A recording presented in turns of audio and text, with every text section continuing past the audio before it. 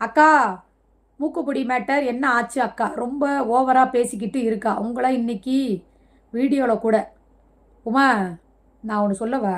நீ இந்த பழக்கத்தை இதோட நிப்பாட்டுற. எதோட? இதோட நிப்பாட்டுற. இந்த அவ வந்து இதை சொன்னா, இந்த இதை வந்து அவ சொன்னா, உன்ன மாதிரி 4 பேர் இருந்தாளுன்னு வச்சுக்கவே, நான் ஜெயிலுக்கு சீக்கிரம் போயிடுவேன். என் கேரக்டர் தெரியும்ல? தெரியுமா தெரியாதா? நான் பாட்டுக்கு எல்லா பூனாவையும் பார்த்துக்கிட்டு தானே இருக்கேன். அப்புறம் நீ என்ன மயிருக்கு வந்து இங்கே சொல்லிக்கிட்டு இருக்க? உமா, உனக்கு ஃபர்ஸ்ட் அண்ட் லாஸ்ட் வார்னிங் இது உனக்கு. எவளாவது இதை பேசினா அதை பேசினா அப்படி பேசினா இப்படி பேசினா இங்கே வந்து கமாண்டை போட்ட உனக்கு மரியாதை இருக்கா? தூக்கி பிளாக் பண்ணிட்டு போயிட்டே இருப்பேன். எச்ச இல்லைன்னா நாளைக்கு சொறி நாய் வெறி நாய் நக்கத்தான் செய்யும். டைட்டில் என்ன வச்சிருக்கேன்? நக்கிறத எச்சையில நீ பிடிக்கி திம்பியா? நான் தின்னுமுடு போட்ட எச்சையில அதை நக்கி திங்கிறதுக்கு 4 சொறி நாய் அடிச்சுக்கிட்டு சாவுது. தராதாரம் இல்லாமல் பேசிக்கிட்டு இருக்கிறத போய் என்னை தராதாரம் கிட்ட பேசுறது. அதை பாரு, எல்லாம் எனக்கு தெரியும். எல்லாம் எனக்கு சொல்ல ஆள் இருக்கு. அவங்கெல்லாம் சொல்ல தெரியாமையா மூடிக்கிட்டு பேசாமல் இருக்காங்க? எவ்வளவோ நடக்குது. ஏன் என் தங்கச்சிக்கு சொல்ல தெரியாதா? எங்கள் அக்கா ரேவதிக்கு சொல்ல தெரியாதா?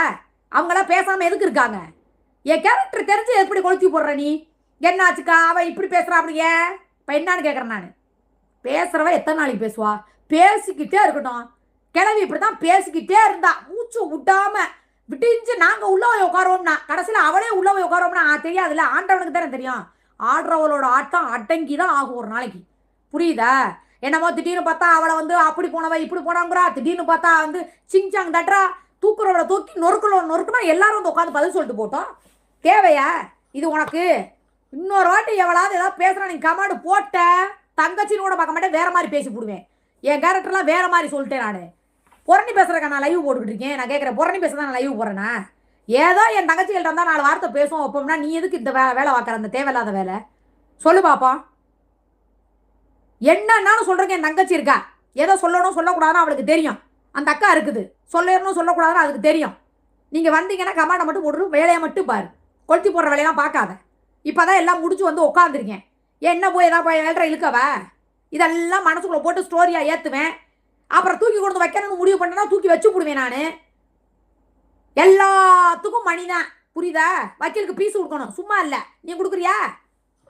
எச்சியால் அப்போ பொறிக்க முட்டா, ஒரு தேவடியா முட்டா, ஒரு பட்டு போன மரம் முட்டா, ஊரில் இருக்கிறவங்கள பூரா பேசுகிறா. அடிபட்டுச்சு, நொறுக்குனாங்க, நக்குனாங்க, இது புடுங்குனாங்கன்னு பேசுகிறாளே.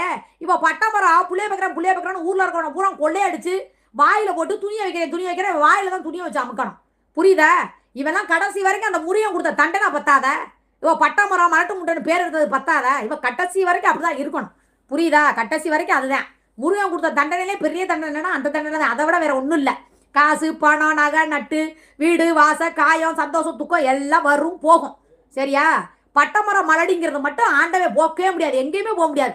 இந்த 4 வீட்டுக்கு போகிறேன் வர்றேன், நல்லது கெட்டது எல்லாத்தையும் பார்க்குறேன். இங்கே எவ்வளோ போக சொல்லு, போய் நடாவால நிப்பாடி அப்படியே குங்குமம் மஞ்சள் குங்குமம் வைக்க சொல்லு பார்ப்பேன். பட்டமரத்தை மூஞ்சியில் கூட எவனும் முழிக்க மாட்டான். போகிறவ மூஞ்சியில் கூட முடிச்சிருவாங்க. ஒரு ராசி இருக்கும், அவுசாரி போனாலும் முகராசி வேணும்னு ஒரு பழமொழி இருக்குது. அவுசாரி மூஞ்சியில் கூட முடிச்சுட்டு போவாங்க.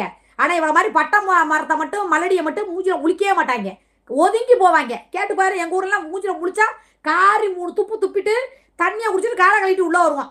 சரியா? ஆளை பாரு, தேவையில்லாமல் போய் உனக்கு இதை பேசணும். நீ வாணின்னு